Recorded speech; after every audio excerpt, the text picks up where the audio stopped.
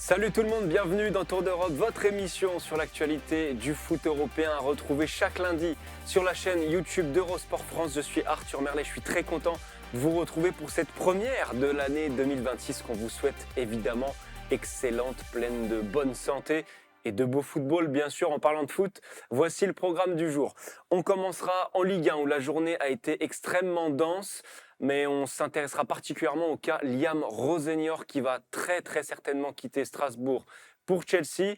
Est-ce choquant? Est-ce qu'on se moque un petit peu des supporters strasbourgeois? Vous connaissez certainement une partie de la réponse, mais on va demander à Elton Mokolo de développer. On ira ensuite rejoindre Philippe Auclair en Première Ligue et parler de ces fêtes absolument féeriques pour Arsenal qui a pris un petit peu plus d'avance en tête de la Première Ligue. 6 points d'avance pour les Gunners. La course au titre est-elle jouée? La question est un peu provocatrice, mais on va quand même la poser à Philippe. On ira ensuite rejoindre Anna Caro pour parler Liga, pour parler Real Madrid et pour parler absence de Kylian Mbappé. Jusqu'ici, ça se passe bien. Triplé de Gonzalo Garcia dimanche, mais pour la suite, est-ce qu'il va y avoir des complications? On va essayer de décortiquer tout ça avec Anna. Et puis, on terminera en Serie A avec Guillaume Pacini qui va nous parler de deux hommes. Jonathan David qui est en plein cauchemar avec la Juve, il ne s'en sort pas, l'attaquant canadien. Et puis Adrien Rabiot, pour lui l'histoire est bien différente, il est en plein rêve du côté de l'AC Milan qui revit grâce à lui. Voilà pour le programme, le rappel c'est toujours le même, vous pourrez retrouver Tour d'Europe en petite pastille vidéo, également sur le site eurosport.fr et puis donc chaque lundi sur la chaîne YouTube d'Eurosport France. On a le programme, on a le rappel, on est prêt, c'est parti. Allez, on commence Tour d'Europe, ce premier de l'année 2026 en rejoignant Elton Mokolo. Elton, on va trahir le secret, tu es au Maroc pour suivre la CAN, mais ça ne t'a pas empêché de faire tes devoirs et de suivre la Ligue 1. J'espère que tout se passe bien pour toi. On va décrypter cette 17e journée qui a été extrêmement dense. Et l'un des faits majeurs, c'est que le RC Lens est champion d'automne et que cette affaire de Lens leader semble bien partie pour durer. Déjà, bonjour à tous, une très bonne année 2026, la santé. Et ben évidemment, l'enseignement de cette 17e journée qui se déroule en 2026, c'est effectivement Lens champion de l'automne pour la deuxième fois de son histoire, après 2001-2002. On espère qu'il n'y aura pas le même final à la fin de la saison, mais toujours est-il que pour moi, c'est l'enseignement important de cette journée et de cette première partie de saison. Bah, Lens, on aurait pu penser que face à Toulouse, un adversaire qui peut être piégeux. On peut demander par exemple à l'Olympique de Marseille. Bah, Lens a gagné avec beaucoup d'autorité. Bon, même s'il y a quand même eu l'action phare de cette rencontre avec l'expulsion d'Emerson, qui a quand même Ouais. bien décanté la situation. Et toujours est-il que Lens en a profité pour gagner 3-0 et donc asseoir un peu plus son statut de leader du championnat et en même temps accroître son avance sur le troisième du championnat. Elton, on va suivre un petit peu chronologiquement ce qui s'est passé parce qu'on l'a dit, il s'est passé beaucoup de choses intéressantes. Samedi, fin d'après-midi, choc de haut de tableau entre Lyon et Monaco. C'est Lyon qui en sort vainqueur, comme souvent dans ses confrontations directes cette saison. À l'arrivée, on a un Noël qui est tout proche des places qualificatives pour la Ligue des Champions, qui va retrouver des forces offensives de par les retours de blessures ou le recrutement très bientôt. Est-ce qu'on a envie d'être ambitieux pour cet OL de Paolo Fonseca, Elton? L'Olympique Lyonnais a le devoir d'être ambitieux. Ce que j'aime beaucoup, Arthur, c'est que, indépendamment des noms, il y a quand même un sérieux, il y a quand même une compétitivité au niveau du Ouais. collectif. Encore samedi, le héros du jour, c'est pas forcément Corentin Tolisso, c'est Pavel Souch. Donc, ça veut dire quoi? Ça veut dire que du côté de l'Olympique Lyonnais, on a un collectif qui permet de faire briller des joueurs qui n'étaient pas forcément attendus au casting. Et là, on est sur un contraste saisissant par rapport à l'AS Monaco, qui aujourd'hui, pour moi, un amas d'individualité qui, pour moi, n'ira pas en Ligue des Champions parce que, quand bien même c'est l'Olympique Lyonnais en face, avec notamment ses difficultés économiques, l'écart est saisissant et il est en faveur de l'Olympique Lyonnais. Donc aujourd'hui, j'ai envie de dire qu'il y a quand même matière à espérer pour une qualification en Ligue des Champions pour l'Olympique Lyonnais entre le collectif et les individualités qui vont venir à l'image d'Hendrick et revenir à l'image d'un Malik Fofana pour ne citer que. Ouais, ça paraît prometteur tout ça pour l'OL.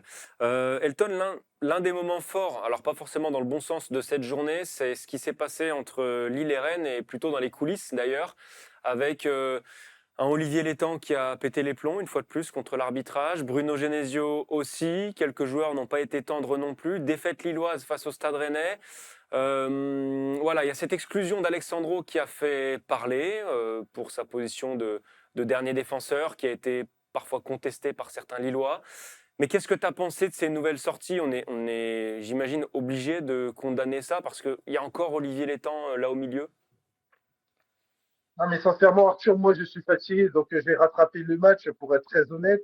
Moi, je suis fatigué parce que dans ton propos, tu dis une nouvelle fois, il y a un sentiment d'impunité qui est agaçant pour moi, un sentiment d'impunité du bord de Lillois, du club lillois, incarné par Olivier Létang. Ça veut dire quoi? Ça veut dire qu'aujourd'hui, il peut tout se permettre. Il peut se permettre, entre guillemets, de tenter de défaire des carrières à l'occasion de la Ligue Europa sur un match contre le Port Salonique, sans succès, bien heureusement. Et même bah, sur le match contre Rennes, encore une fois, bah, de mettre une pression qui est quand même pas bienvenue parce que oui, sur le coup, l'expulsion peut paraître sévère, mais c'est une expulsion qui rentre dans la juridiction, c'est une Mhm. expulsion qui rentre dans le règlement. Donc moi, j'espère et j'invite la commission de discipline, parce que tu l'as évoqué, tu as dit une nouvelle fois, à cette fois-ci, frapper fort. Et quand je dis frapper fort, c'est pas la petite sanction, un ou deux matchs, mais c'est de frapper fort, une sanction exemplaire pour dire, Monsieur Olivier Létang et globalement bah, tous les clubs lillois, il ne peut pas y avoir un sentiment d'impunité parce que vous êtes à domicile, parce que vous estimez que, en fait, vous êtes dans une zone de non-droit. Non, il y a un règlement, l'arbitre l'a appliqué et pour le coup, vous devez vous y conformer quand bien même vous n'êtes pas d'accord. À l'arrivée, ça fait un Stade Rennais qui se rapproche lui aussi des places pour la Ligue des Champions. Place pour la Ligue des Champions qu'occupe actuellement l'OM, mais un OM qui s'est complètement sabordé contre le FC Nantes. C'était peut-être la pire manière de commencer l'année pour les hommes de Roberto De Zerbi. Défaite 2-0, l'OM qui termine le match à 9 contre 11. Comment tu expliques cet effondrement marseillais dès le début d'année, Elton? Encore une fois, un Rakiri du côté de l'Olympique de Marseille, c'est la marge de progression. L'Olympique de Marseille doit justement bah, apprendre, et encore une fois, on se répète, à ne pas tomber à 10 contre 11, parce que ça Ouais, fait encore une énième expulsion. On l'avait évoqué contre l'Olympique Lyonnais, on l'a évoqué contre le Sporting en Ligue des Champions, et cette fois-ci, tu as encore une fois une expulsion ouais. précoce qui pour moi a été mal gérée par Roberto De Zerbi, a été mal gérée par les joueurs, avec bah, notamment cette ouverture du score, où là, pour le coup, il y a eu beaucoup de failles individuelles. Geronimo Rulli, encore une fois, qui est de plus en plus fébrile.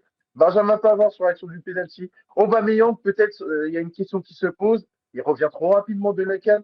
Il revient d'une canne où il a été fortement ébranlé sur le plan émotionnel, avec notamment bah, son expulsion de la sélection. Donc, toujours est-il que l'Olympique de Marseille, face à un Nantes qui vient d'avoir un nouveau coach, Contari, un Nantes qui bah, est venu à remporter un match et qui a profité bah, des failles collectives et des failles individuelles de l'Olympique de Marseille pour aller s'imposer. Mais du côté de l'Olympique de Marseille, l'enseignement principal, c'est que l'Olympique de Marseille est à 8 points du RC Lens. Sincèrement, Arthur, si tu m'avais dit ça début janvier pour les résolutions de 2026, je t'aurais pas cru, je t'aurais pas cru, mais c'est une réalité et pour moi, ça va me paraître de plus en plus difficile de remonter cet écart face au RC Lens parce que ça implique quoi? Ça implique bah, un championnat, bah, une remontée digne d'un champion en sachant qu'il y a encore la Ligue des Champions, en sachant Ouais. qu'il y a encore la Coupe de France et que l'Olympique de Marseille, à la différence du RC Lens, bah, qui n'a globalement plus que le championnat et aussi bien évidemment la Coupe de France à gérer, bah, aura plus de fraîcheur physique et surtout de fraîcheur mentale. Parce que là, ce qui va se passer, c'est que va y avoir une pression pour l'Olympique de Marseille cette semaine par rapport à la défaite bah, contre Nantes, mais aussi la preview bah, du Trophée des Champions contre le PSG au Koweït. Ouais, beaucoup de pression sur l'OM, beaucoup de pression sur Roberto De Zerbi aussi, parce que tu l'as dit, ça fait beaucoup de retard sur le RC Lens, avec pourtant des moyens très importants mis encore une fois cet été. Cette irrégularité, elle commence à faire tâche quand même dans le bilan de De Zerbi. C'est presque la marque de fabrique de De Zerbi depuis son arrivée à Marseille. Je suis un petit peu sévère évidemment, mais on retrouve quand même souvent ça. Non, mais Arthur, tu absolument pas sévère. C'est le drame de Roberto De Zerbi à l'Olympique de Marseille, à savoir qu'il n'arrive pas à impacter son équipe de manière durable. Et quand je dis impacter son équipe de manière durable, c'est de manière positive, avoir un style de jeu, une identité bien établie avec la compétitivité. L'histoire de Roberto De Zerbi à l'Olympique de Marseille, c'est beaucoup plus s'adapter à ses joueurs que Ouais. l'inverse. Et là, on voit Roberto De Zerbi qui cherche la bonne formule, que ce soit en défense, que ce soit à son milieu de terrain, que ce soit avec son numéro 9 qui est Pierre-Emerick Aubameyang, mais c'était pas forcément le casting prévu en début de saison. Et tout ça a un impact sur l'Olympique de Marseille qui est pour moi aujourd'hui dans une logique de survie sur toutes les compétitions parce que c'est aussi une nouvelle réalité. Et Mehdi Benassi en avait parlé cet été à l'occasion d'une interview à RMC Sport. L'objectif pour l'Olympique de Marseille, ce serait d'être régulier tous les 3 jours. Force est de constater qu'aujourd'hui, ce n'est pas forcément le cas parce que quand tu t'appelles l'Olympique de Marseille, tu ne peux pas te contenter d'une troisième place en Ligue 1. Tu ne peux pas te contenter d'un fond de jeu qui est très friable et qui, même face à un Nantes qui vient de changer son entraîneur, et ben ça ne passe pas. Bon, Elton, pour terminer, on ne peut pas ne pas évoquer le cas Liam Rosenior, l'entraîneur de Strasbourg. Donc, on le rappelle, le Racing a fait match nul ce week-end contre Nice, un partout. C'était très, très certainement le dernier match de Rosenior sur le banc strasbourgeois. Pourquoi? Parce que Chelsea vient de se séparer de son entraîneur Enzo Maresca, parce que Strasbourg appartient à la Galaxy Chelsea, ou plutôt à la Galaxy Blueco, et parce que quand on est Chelsea, on peut désormais aller chercher l'entraîneur de Strasbourg en cours de saison pour le mettre sur son propre banc. Qu'est-ce que tu penses de cette situation, Elton, qui franchement semble un petit peu déplorable? Non, mais sincèrement, Arthur, je vais aller dans la métaphore Formule 1. C'est Red Bull qui va chercher chez Toro Rosso ou chez Red Bull Racing un pilote ou un ingénieur pour aller l'enrôler du côté de Red Bull. Sincèrement, qu'est-ce que je peux dire d'autre que du foutage de gueule? C'est du foutage de gueule parce que le garant de ton projet collectif, le garant d'une certaine identité de l'Olympique du côté du Strasbourg, eh ben, a décidé de partir pour aller du côté de Chelsea. On ne peut pas dire autre chose que du foutage de gueule.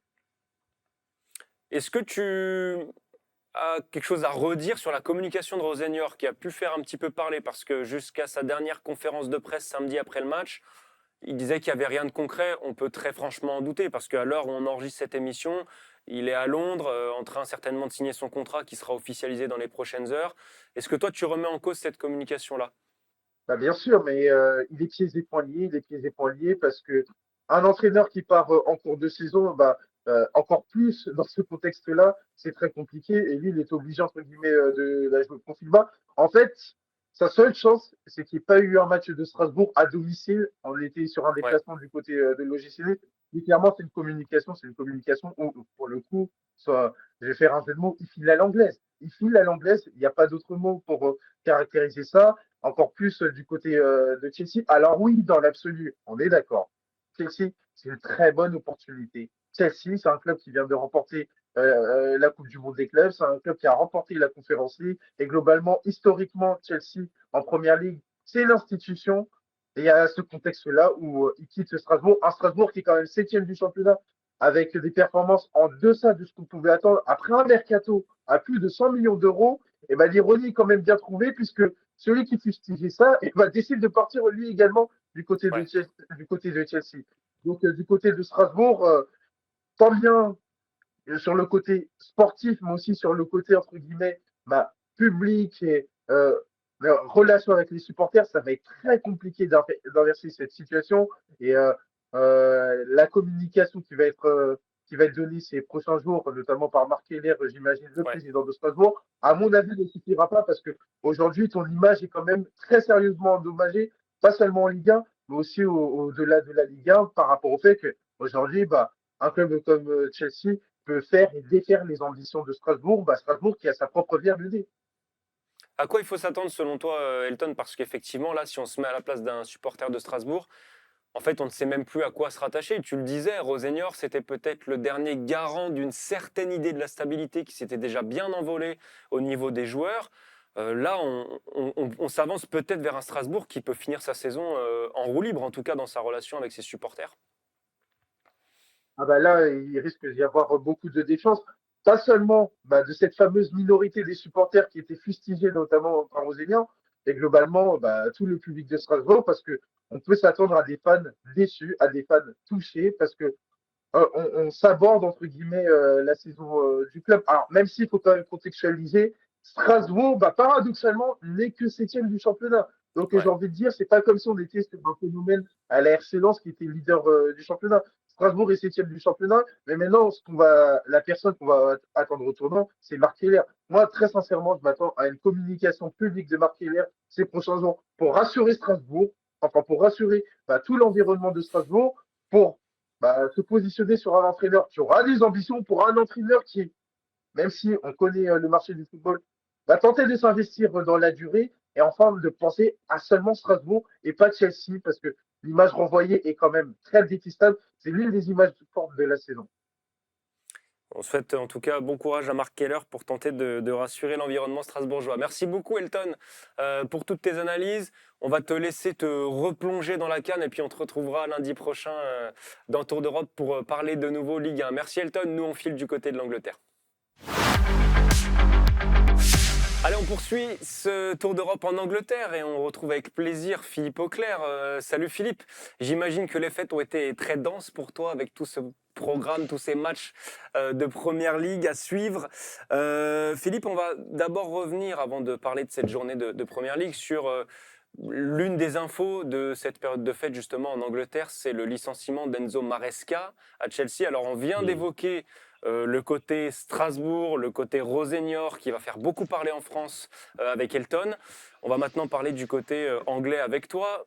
Quelle a été la réaction en Angleterre de cette éviction qui, vue de l'extérieur, peut paraître un petit peu surprenante? C'est marrant parce que c'était à la fois une éviction ou une séparation, parce que il faut dire qu'il y en a un petit peu des deux côtés, qui est arrivé, qui a causé un grand choc, mais qui n'était pas véritablement une surprise si tu suivais d'assez près ce qui se passait à Chelsea. Ça faisait plusieurs semaines qu'il y avait des problèmes, qu'on était au courant de problèmes conséquents entre la direction de Chelsea et l'entraîneur. Les résultats du mois de décembre n'avaient pas été fantastiques. Alors certes, jusque-là, il avait fait le boulot, il l'avait même plus que bien fait, puisque, souviens-toi quand même, Chelsea est champion du monde des clubs en titre avec Maresca. Ils ont gagné la Conference League, enfin l'Europa Conference League. Ils sont qualifiés pour la Ligue des Champions. Dans la Ligue des Champions de cette année, ça va encore pour eux. Ils sont bien dans la course. Ils ont battu Barcelone 3-0 au mois de novembre. Tu te dis donc là, quand même, au fou. Mais en fait, c'est plus sur les problèmes qui ont causé cette séparation entre Maresca et son club. C'est plus un problème systémique, à savoir c'est la distribution des pouvoirs, des tâches à l'intérieur du club et le fait que Maresca se sentait de plus en plus impuissant à pouvoir imposer ce qu'il voulait faire avec son équipe vis-à-vis à une direction qui est un petit peu étouffante. C'est quand même assez étonnant de savoir, par exemple, que les dirigeants de Chelsea allaient dans le vestiaire des Blues à Stamford Bridge après tous les matchs. Tous les matchs. Tu peux imaginer pour l'entraîneur, c'est un peu particulier et ça dénote une atmosphère particulière. Maresca avait également des problèmes au niveau du recrutement. Et les dirigeants américains de Chelsea, ils voulaient un head coach, tu sais, un petit peu comme il y a des head coach defense et offense en football américain, où tu as vraiment des techniciens spécialisés qui sont un petit peu, je dirais pas interchangeables, mais dont tu peux te séparer relativement facilement, à la différence de ce qu'on voit en Angleterre, où quand tu vois Mikel Arteta à Arsenal, Pep Guardiola à Manchester City ou Unai Emery à Aston Villa, pour n'en prendre que les trois qui sont en tête du classement en ce moment, et ben ceux-là sont des vrais managers à l'anglaise. Maresca ne l'était pas. Il y a eu un clash. Ils ont décidé de se séparer et ça s'est fait en l'espace de quelques jours.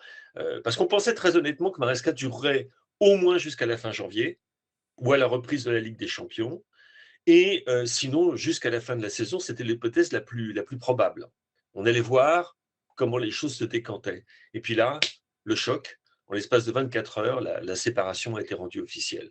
Oui, c'était pas une énorme surprise, mais c'était un gros choc malgré tout. Et tu as peut-être vu d'ailleurs les réactions des joueurs de Chelsea à cette séparation. J'insiste là-dessus, je n'utilise pas le mot licenciement parce que c'est une séparation pas à l'amiable, mais dans laquelle les deux parties sont d'accord pour ne plus être ensemble. Donc il y a quand même une différence.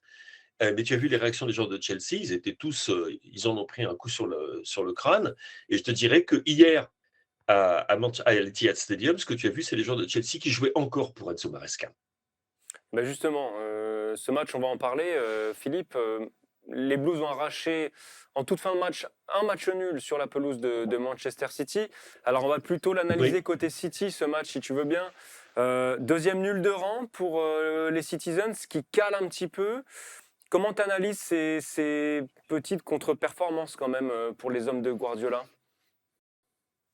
Alors, petite contre-performance parce qu'il y a des faits de jeu. Il y a par Ouais, exemple ce tir de Erling Haaland qui frappe l'intérieur du poteau mais qui ressort.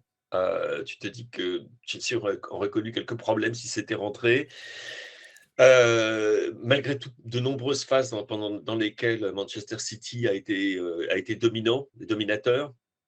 Une défense de Chelsea qui a été assez héroïque par moment, où franchement, ils ont tous donné absolument ouais. tout pour contrer cette équipe de Manchester City. Donc, je ne vais pas m'avancer trop. On est au courant des limites de Manchester City cette saison. On sait que c'est une équipe qui a commencé une phase de transition il y a un an exactement, lors du mercato de janvier 2025. On sait que c'est une équipe qui est très jeune, qui est perfectible. C'est une équipe qui a eu également connu des problèmes de blessures, etc.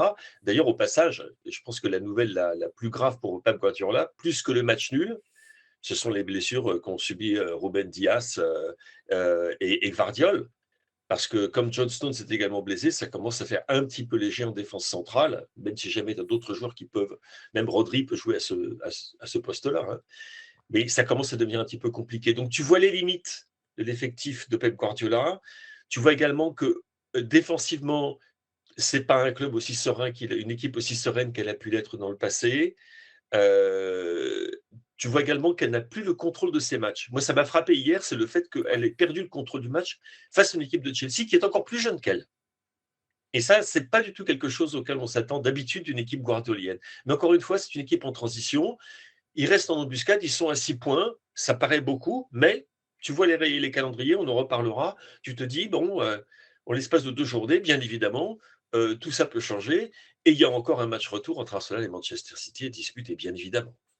Justement, c'est tout ce qui nous intéresse, cette course au titre, évidemment. Et pour l'instant, on est tenté de la résumer à Arsenal et Manchester City, même si on prend très au sérieux Aston Villa, bien évidemment. Absolument. Arsenal, c'est le grand gagnant de cette période de Noël. Entre le 27 décembre et le 3 janvier, il y a eu 3 victoires pour les Gunners contre Brighton, Aston Villa, justement, et Bournemouth ce week-end. Les Gunners, tu l'as rappelé, ont 6 points d'avance désormais en tête sur leurs 2 premiers poursuivants. Alors, moi, je voulais te poser la question de manière un petit peu provocatrice, en te demandant si le Vas-y. titre était promis à Arsenal d'ores et déjà.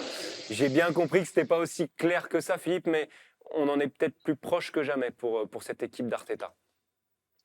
Dans l'ère de la Première Ligue, sans le moindre doute. Arithmétiquement, d'abord, puisque 6 points d'avance, c'est 1 point de plus que ce qu'Arsenal avait environ en tête au début janvier en 2022-2023. Mais tu te souviens de ce qui s'était passé en 2022-2023, hein, Ouais, ils avaient craché et ça leur est arrivé plusieurs fois auparavant. Et donc, il y a de l'optimisme, bien évidemment. L'une des raisons de cet optimisme, c'est quand tu compares, tu sais, les rencontres qu'il y a eu contre les mêmes adversaires. Et que ouais, tu compares les résultats sur, par exemple, ce qui s'est passé l'année dernière, et tu te rends compte qu'Arsenal a en fait progressé face à tous les adversaires qui lui avaient posé des problèmes l'année dernière. Des adversaires comme Brentford, par exemple. Des adversaires comme Aston Villa, mon Dieu. Donc, tu as un progrès sur ce plan-là. Tu as en plus de ça une densité d'effectifs sans équivalent en première ligue. Et je serais tenté de te dire, je me demande s'il y a un équivalent ailleurs en Europe. Franchement, au niveau de la densité de l'effectif. Tu vois le banc d'Arsenal qui présente ouais, maintenant c'est des 11 de impressionnant. très belle facture. Tu regardes qui rentre juste après l'heure de jeu à Bournemouth, qui était un adversaire coriace, on savait qu'il le saurait. C'est Gabriel Jesus, qui a marqué contre Aston Villa un but absolument magnifique. Ouais. C'est Léo Trossard, qui est dans la forme de sa vie, et on reviendra sur lui, un de ces quatre. Hein. Et puis, c'est Bukayo Saka. Donc, tu te dis, ça va. Il y a du répondant en attaque, en tout cas, puis il y a du répondant en défense. Il y a une densité de l'effectif qui est sans comparaison avec ce qu'on a connu les saisons précédentes. Euh, on voit en plus la façon dont Arsenal réagit à des coups durs. On l'a vu, par exemple, après la défaite contre Aston Villa, qui était très dure à digérer. Ils ont gagné dans la difficulté contre les Wolves, contre Everton. Contre Brighton, ils ont fait cette démonstration contre Aston Villa. Et là, tu les vois à Bournemouth, qui est une équipe très, très difficile à bouger chez elle. Et au passage, un petit mot, encore une fois, de l'ancien Lorientais, Eli Kroupi, qui Ouais. marque un but absolument somptueux. Hein. Mais lui, il confirme. Alors, chaque fois qu'il rentre en jeu, il fait quelque chose. C'est à suivre, moins qu'on puisse dire. Le U21 français. quand tu vois Kroupi qui marque le but du 3-2, tu te dis, il peut y avoir un flottement. Ça devient très nerveux. Et en fait, pas du tout. Quasiment immédiatement, la réaction collective a été une réaction très mûre, très mature, qui les a fait contrôler la rencontre, peut-être encore mieux qu'à quel contrepoint, alors qu'ils venaient justement de prendre d'essuyer un revers. De la même façon qu'ils avaient su réagir à l'ouverture du score par Evan Nilsson, lorsque Gabriel se fait cette passe qui n'est pas une passe, enfin donne le ballon à l'attaquant de Bournemouth, qui n'a plus qu'à le placer dans le but vide. Ils ont su réagir. Et c'est un petit peu ce qu'on voit à tous les matchs, où ils sont parfois en difficulté. La défense est un petit peu plus fragile en ce moment qu'elle l'a été auparavant, ce qui est un petit peu le seul, je dirais peut-être la seule réserve, dans la mesure où ils ont pris 6 buts en 5 matchs, 8 buts en 6 matchs, alors qu'Arsenal, c'était plutôt clean sheet, clean sheet, clean sheet. Donc il y a à revoir de ce côté-là, mais si tu veux, tout va dans leur sens. Puis derrière ça, le fait que, en effet, il y a des poursuivants, mais ils n'ont que 2 poursuivants, parce que Liverpool, on oublie, Manchester United, on oublie, et Chelsea, on oublie également. Donc il n'y a plus que 3 clubs en lice. Arsenal, 6 points d'avance, et encore une fois, faisant preuve de cette capacité de réaction qui est aussi important que la capacité de victoire, je dirais, face à des adversaires à leur portée. Quand les choses vont mal, ils réagissent, et ils ont le personnel pour ça. Manchester City ne l'a pas. Manchester City va avoir des problèmes. Les absences de ses défenseurs centraux vont les handicaper beaucoup plus que ça a handicapé Arsenal lorsque Gabriel et Saliba n'ont pas été disponibles. On parlait de calendrier juste avant. Pour qui ça va être le plus favorable dans les semaines à venir? Parce qu'il y a eu cette période de fête qui a souri aux Gunners. Maintenant, il va falloir la digérer, enchaîner. En faveur de qui ça peut pencher à ce moment-là, dans les semaines à venir? Je regardais mon petit calendrier. Je me disais qu'il y avait une équipe qui était pas mal placée. C'était Aston Villa. Avec Crystal Palace qui va pas bien, Everton qui est coup-ci coup-ça, Newcastle qui est pas au mieux, et Brentford qui souffle un petit peu le chaud et le froid. C'est pas franchement un programme du mois de janvier totalement sidérant pour Villa. Pour City, Brighton à la maison, ok, le derby de Manchester qui est toujours compliqué.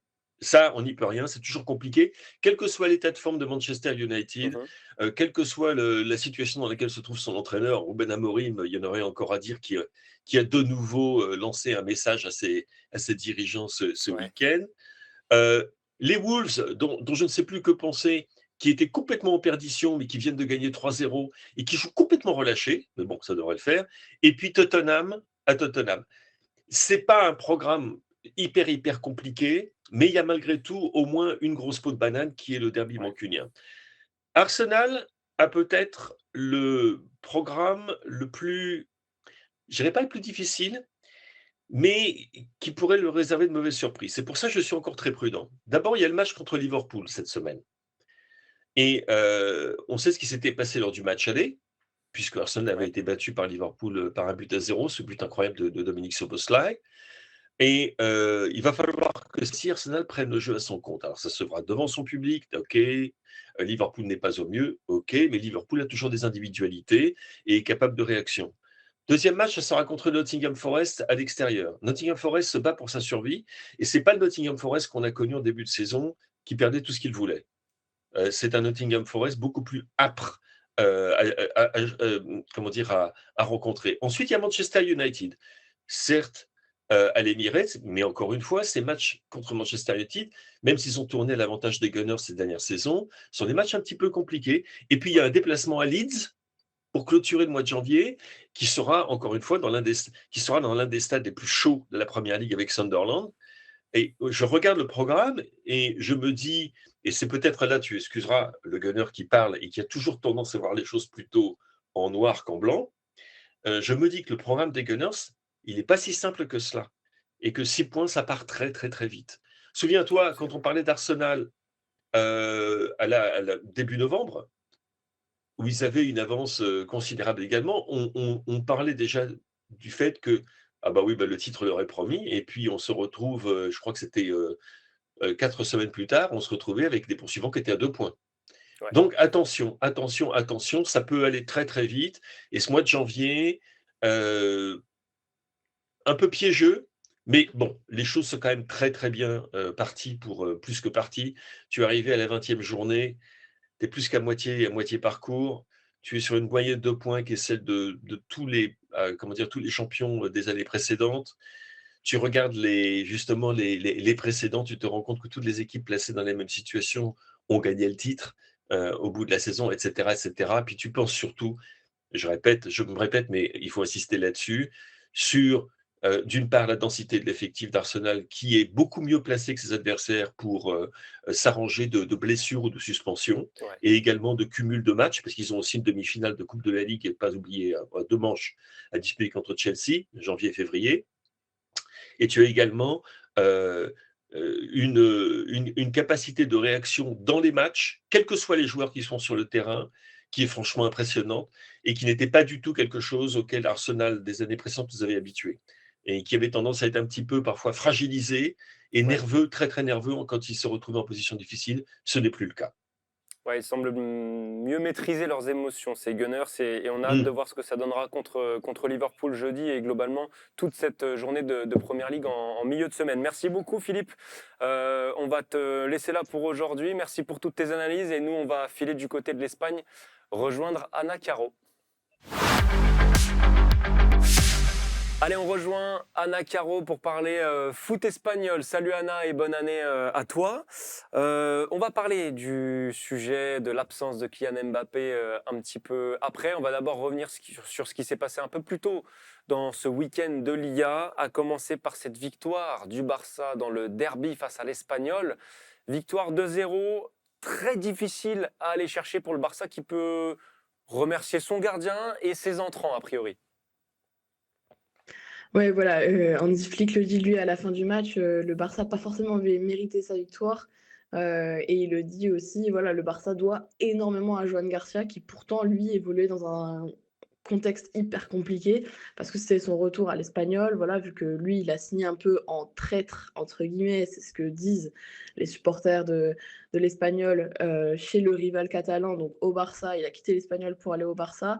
Voilà, il y avait quand même un contexte hyper négatif autour de lui, beaucoup de mots, même violents, hein, qui dépassent Ok. ce qu'on peut tolérer. Heu, mais malgré tout, voilà, il n'est pas du tout sorti de son match et il signe même sans doute son meilleur match depuis qu'il est arrivé au FC Barcelone, ce qui est quand même, assez cocasse. Mais le Barça lui doit énormément et c'est vrai qu'on n'a pas vu un Barça, très satisfaisant et il va falloir montrer beaucoup mieux, surtout sur la Super Coupe d'Espagne qui arrive, Ouais. si le Barça veut bien lancer son année, 2026. La Super Coupe d'Espagne, l'Atlético va aussi la disputer dans ce milieu de semaine. Un Atlético accroché sur la pelouse de la Real Sociedad dimanche soir. Quand on regarde le classement, on voit 11 points de retard pour les Colchoneros sur le Barça.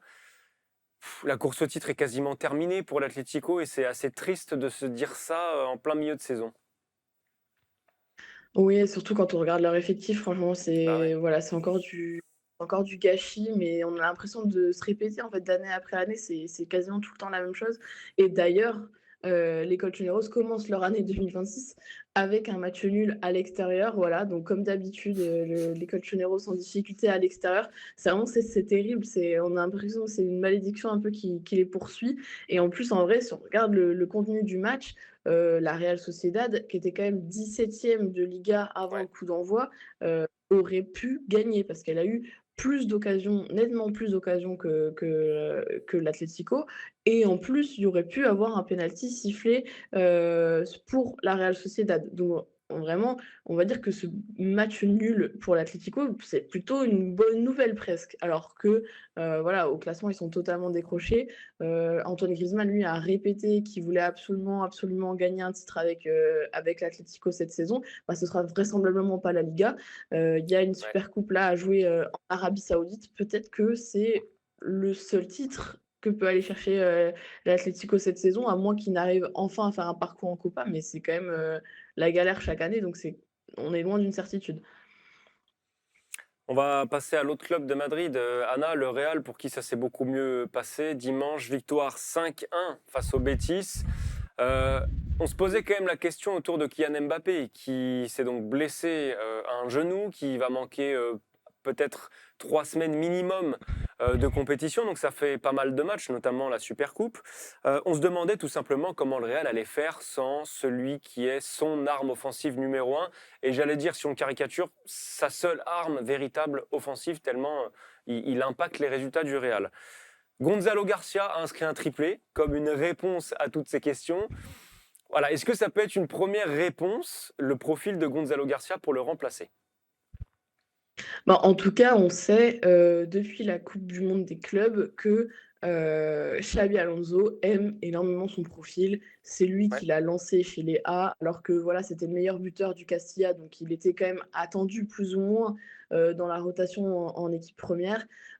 Et d'ailleurs, Xabi Alonso le mettait devant Endrick dans la rotation, alors que Endrick a quand même coûté un sacré chèque, au Real Madrid. Donc voilà, c'est qu'il y avait quand même, des promesses de son côté dans le jeu.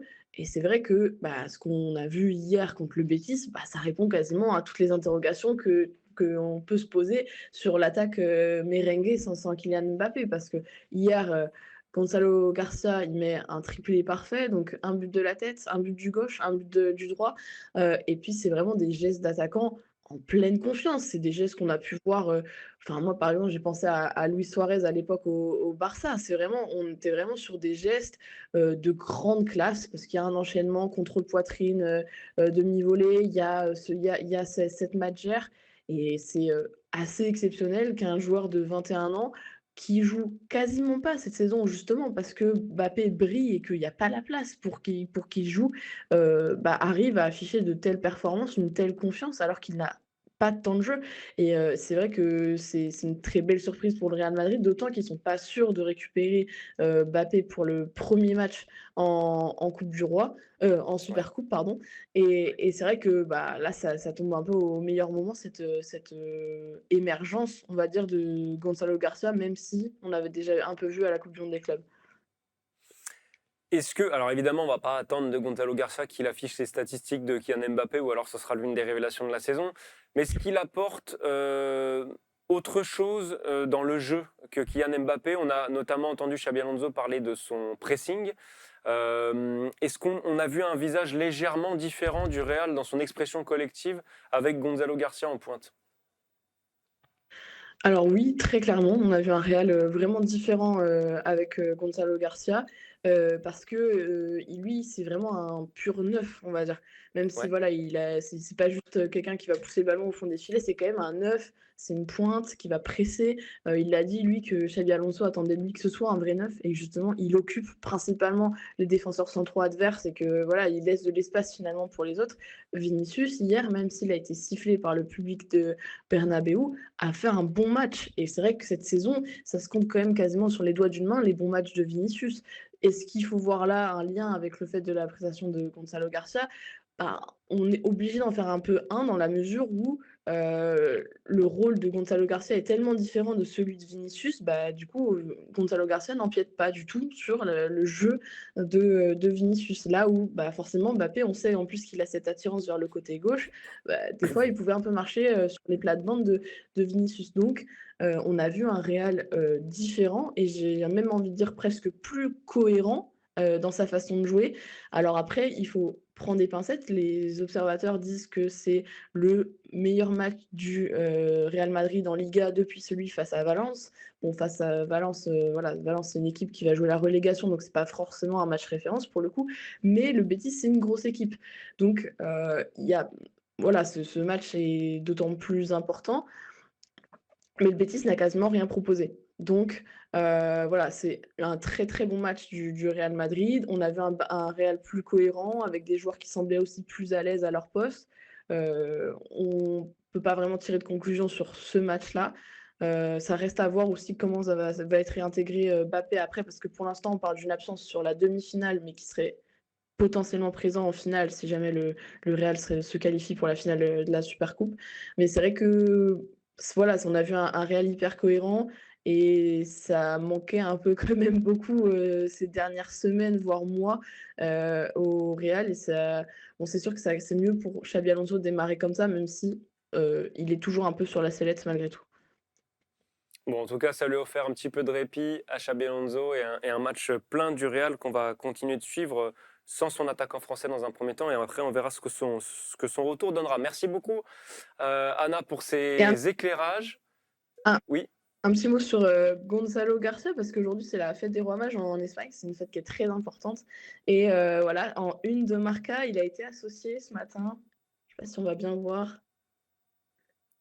ah oui, au roi mage, parce que es un mago, mago c'est pour normalement un magicien, mais là c'était pour le côté roi mage, et ils ont un peu qualifié chacun de ses buts avec les 3 cadeaux qu'amènent normalement les rois mages. Donc voilà, lui il émerge au meilleur moment parce que c'est une fête qui est hyper importante en Espagne et il est déjà comparé à un roi mage. bon, bel hommage de Marca à Gonzalo Garcia qu'il méritait bien pardon, après ce magnifique triplé. Merci beaucoup Anna, on va te laisser et nous on va aller poursuivre ce tour d'Europe en Serie A avec Guillaume Pacini. Allez, on termine ce tour d'Europe en Serie A et on retrouve Guillaume Pacini. Guillaume qui va nous parler de 2 joueurs, Jonathan David, Adrien Rabiot. Salut Guillaume, j'espère que les fêtes se sont bien passées, que la reprise de la Serie A se passe bien. Parlons d'abord de Jonathan David. On l'avait quitté en Ligue 1 Alors, en feu avec le LOSC. On le retrouve dans une situation très compliquée à la Juve. 24 matchs, 3 buts, 2 passes décisives. Raconte-nous ce qui cloche avec Jonathan David. et il faut rappeler, Arthur, précisant qu'en Serie A, il avait marqué depuis la première journée un but en 17 Ouais. matchs. Donc, c'était début août, hein, donc ça remonte à très loin. Et c'est vrai qu'il y a eu ce penalty manqué ce week-end face à Lecce. Alors, pour ceux qui ne l'ont pas vu, alors je conseille d'aller le voir pour bien comprendre quand même. C'est une sorte de panenka mal exécuté, frappé au milieu.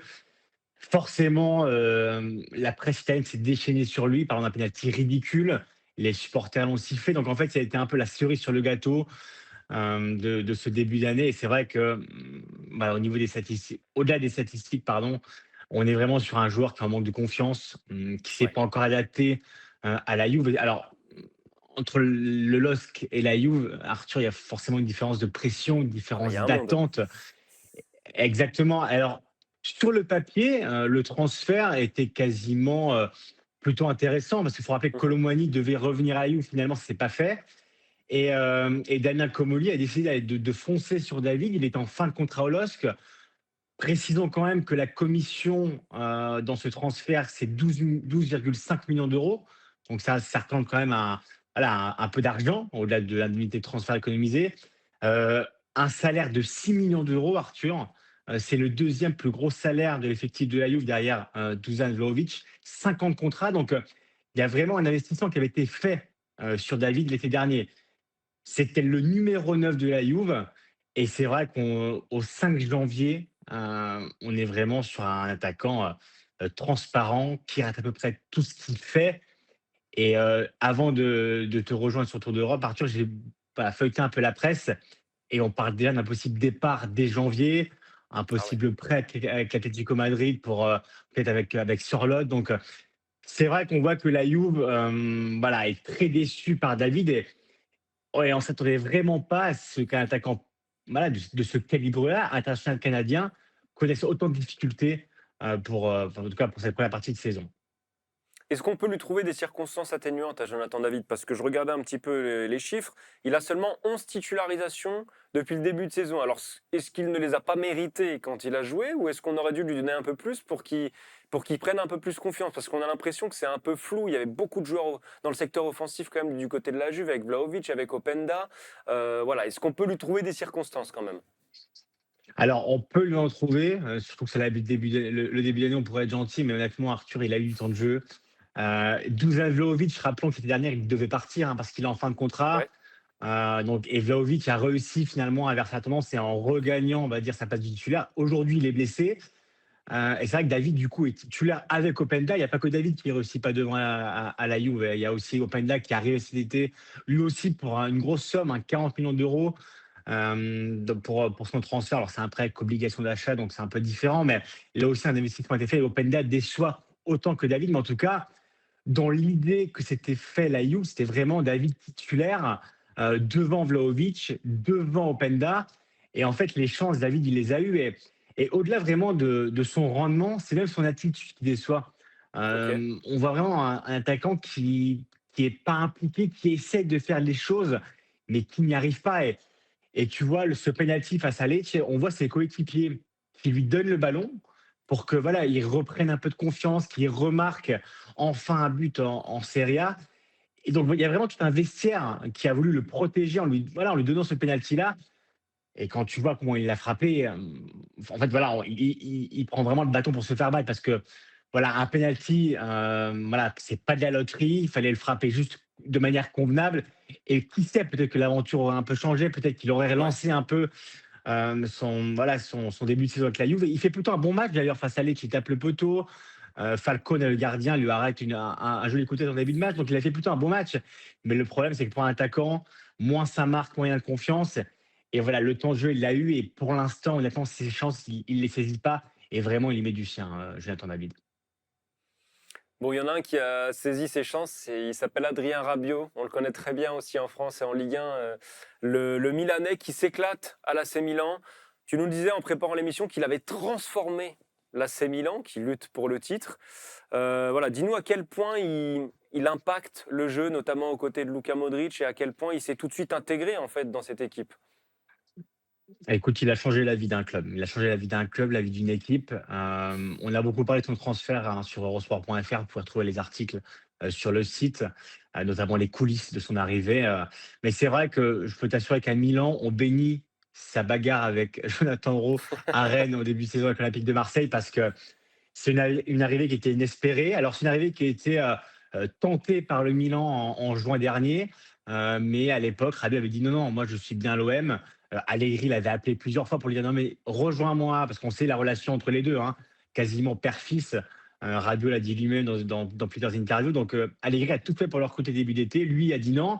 Et finalement, voilà, on sait ce qui s'est passé, cette altercation avec Rowe, le départ de l'OM, un transfert à moins de 10 millions d'euros, un salaire plus bas à Milan qu'à l'OM pour Rabiot. Il est autour de 3,5 millions d'euros, donc c'est moins qu'à l'OM. Et c'est vrai que son arrivée vraiment en termes de qualité, en termes d'expérience, il a été envoyé tout de suite comme titulaire par Allegri. Et depuis, alors à part une blessure qu'il a connue pendant un mois et demi avec l'équipe de France, et du coup ça s'est répercuté sur Milan, mais Rabiot n'est jamais sorti du 11 avec Allegri, il n'a jamais été remplacé, il joue tous les matchs. Et vraiment, dans ce qu'il apporte à cette équipe-là, c'est incommensurable. Et alors, il n'y a pas que moi qui le dis, Arthur, hein, parce que sinon, ça ne vaudrait pas grand-chose. Il y a aussi la presse italienne qui en a parlé après le match à Cagliari vendredi soir. La Gazzetta a parlé d'une prestation totale, 7,5, ce qui est une note assez élevée quand même en Italie pour son match vendredi soir. Donc, Ouais, voilà, Rabiot, alors c'est une bonne nouvelle aussi pour les Bleus, hein, en vue de la Coupe du Monde, bien mais sûr. Rabiot est vraiment exceptionnel avec l'AC Milan. Et tu as parlé de Luka Modric, c'est vrai que les deux font la paire dans le milieu du Milan. Alors c'est un milieu, c'est un 3-5-2, mais c'est vrai voilà, au milieu, les deux, Modric-Rabiot, avec l'expérience, avec ce qu'ils apportent à cette équipe, voilà, c'est vraiment du très, très haut niveau et c'est vraiment la meilleure recrue de l'intersaison pour Milan parce que certes, il y a Modric. Modric, on le connaît. Rabiot aussi, mais Rabiot, c'est vraiment une arrivée inespérée, mais c'est une bénédiction pour cette équipe et pour Allegri voilà, qui s'est fondu sur ce transfert dès qu'il a su qu'à l'OM, ça devenait compliqué. Guillaume, peut-être un tout petit mot pour finir sur les dynamiques en cours en haut de tableau. On avait déjà parlé de la course au titre la dernière fois avec toi dans Tour d'Europe. Quelles sont les dynamiques? Parce qu'on sait que c'est très très serré en haut du tableau.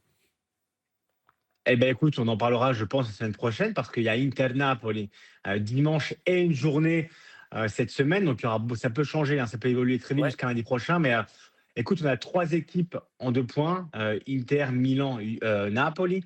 Donc, le Napoli qui a gagné à Rome face à la Lazio, l'Inter qui a fait un match exceptionnel face à Bologne dimanche soir, Milan qui a gagné à Cagliari vendredi soir. Donc, on va dire qu'on a trois équipes vraiment qui se détachent au tableau, qui ont en plus un match en moins. Donc pour le titre, voilà, on a ce trio-là. Derrière, pour les places européennes, voilà, il y a beaucoup de clubs. Il y a la Juve, il y a la Roma, il y a Comme. Donc il y a plusieurs clubs qui vont se battre pour les places européennes. Mais c'est vrai que pour le titre, on a un petit train qui est en train de se détacher. Et jusqu'à dimanche prochain, voilà, on pourra peut-être en parler le lendemain pour débriefer un peu ce choc-là. Mais on va avoir un Inter-Naples qui pourrait nous dire beaucoup sur cette lutte pour le titre. Et rappelons quand même que l'AC Milan a l'avantage quand même de ne pas disputer des Coupes d'Europe. Alors un avantage d'un point ouais. de vue du terrain. un désavantage d'un point de vue financier, évidemment. Mais voilà, en tout cas, je pense qu'on se dirige vers un trio Inter, Milan, Naples pour la course au titre. Et voilà, l'Inter Naples s'annonce très, très chaud dimanche prochain à Saint-Siro. On le suivra sans faute, Guillaume, et on en parlera avec toi le lendemain. Merci, Guillaume, pour tout ça, pour toutes tes analyses. Nous, on va conclure ce Tour d'Europe et on te retrouve très vite dans l'émission. Ciao, Guillaume. Voilà, Tour d'Europe, c'est terminé pour ce lundi. Merci à toutes et à tous pour votre fidélité. Comme d'habitude, n'hésitez pas à commenter, à partager, à donner vos avis. C'est aussi pour ça qu'on fait ces émissions. Vous pouvez retrouver les meilleurs moments de l'émission en petite pastille vidéo sur eurosport.fr. Vendredi, pour les amoureux du foot, vous aurez encore de la matière avec le FC Stream Team. Et puis, on continue de vous parler de l'actu foot semaine après semaine sur Eurosport, sa chaîne YouTube et son site. Merci et bonne semaine à tous. Salut.